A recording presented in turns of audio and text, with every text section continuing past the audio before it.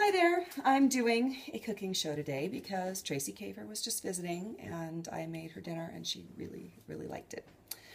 And she asked me how it was made and she's like, you should have a cooking show. And I should not have a cooking show, but I am making this today so she can see how and she can realize that making this dinner is as easy as making breakfast.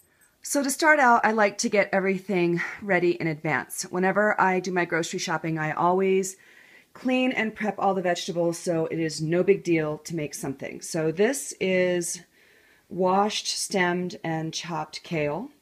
This is just an assortment of raw vegetables. I have tahini paste, cooked quinoa, garbanzo beans, raw almonds, and then coconut oil, salt, pepper, and there is some lemon juice around here somewhere. I'm going to start by using a large enamel pan. Any kind of pan will work. I do like the large ones with the high walls, however, and I'm going to turn the heat up to high. It is important that you let your pan get very hot or else things will stick. While I'm waiting for the pan to heat up, I think I'm just going to pet the cat. Hi, honey. I'm going to start by putting coconut oil into the pan and letting it warm up. Once the oil has melted and the pan is good and hot, I'm going to take a nice liberal helping of kale and put it in here. Now, I'm a big fan of kale, but it is kind of a tough vegetable, so it's nice to cook it and soften it up a little bit. So I am going to just let it move around. I'm also going to take some salt, just sea salt, put it in there to season it. Cooking kale. I'm just going to talk about why I prep things the way that I do. It makes it a lot easier to cook if things are prepped in advance. You're also more likely to cook it if everything has been washed and chopped and is ready to go.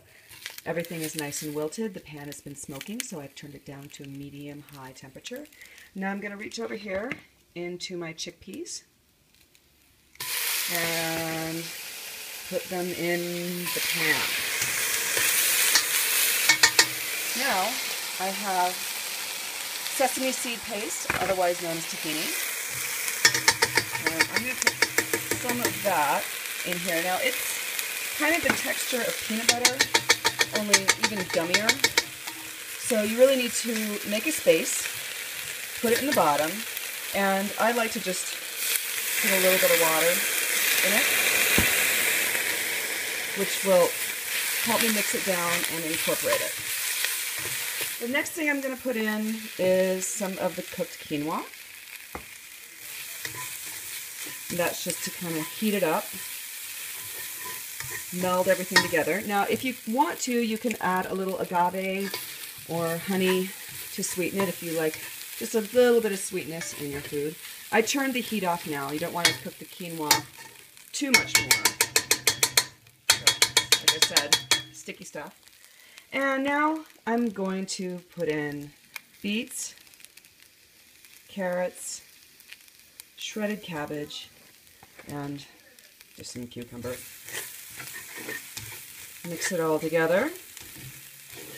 Residual heat's going to wilt the vegetables just a little bit more, meld the flavors, and for an additional boost of protein and some great fats, I'm just going to put in some walnuts. Tracy, I used pistachios for you because I couldn't find my walnuts. A little bit more lemon juice to brighten it. All right, I like to finish things off with some avocado, although I've lost my avocado. Here's my avocado. All right, so if you don't know how to handle an avocado, wait until it's right. But you just cut it in half, like so. Twist it open. If you don't know this trick, to get the pit out, especially on a nice ripe avocado, all you have to do is hit it with a knife, give it a little twist, and it's out. So score down through the avocado, and then you can actually just squish it out. See? I'm making a cooking show. Oh, okay. What are you cooking? Kind of a kale thingy. Do you want some? It smells like something, but It smells like sesame seeds. It smells like tahini.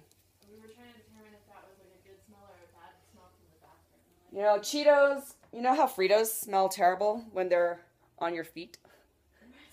Oh, like when your feet smell like corn chips, it's bad, but when it's corn chips, it's good. Oh, yeah. It's like that. All right, I've added my avocado to this delicious mess. And gonna plate it up. I can hear Moneypenny and Minion mocking me in my old person cooking show, but I don't care what they think. So here it is, the final product. It is a lemon tahini quinoa kale sauté. Enjoy.